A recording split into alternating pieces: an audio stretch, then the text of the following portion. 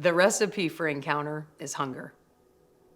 If you're hungry, you're gonna go seeking food, and you're gonna find it. You're gonna find it somewhere, somehow. See, I think we've let ourselves be filled on so many things that aren't God that we've lost our hunger. We're like, oh, I'm full. You might be full, you're not satisfied. You're not satisfied because we cannot be satisfied until He's fulfilled us. And so to me, the key to encounter is to say, none of this is satisfying me, so God, satisfy me.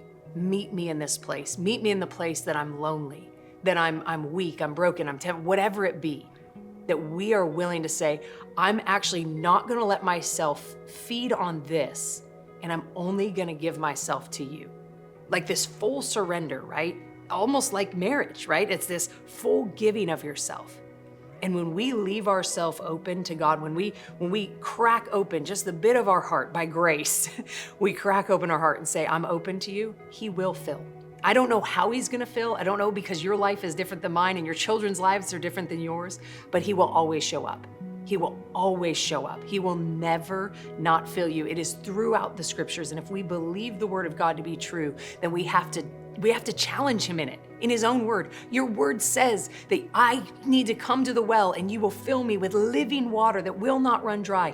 I need to be filled today, God.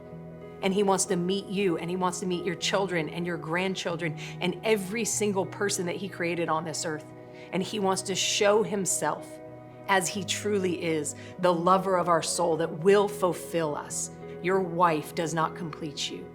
Jesus Himself, God the Father, Holy Spirit is who completes us, and anything else is settling for less than.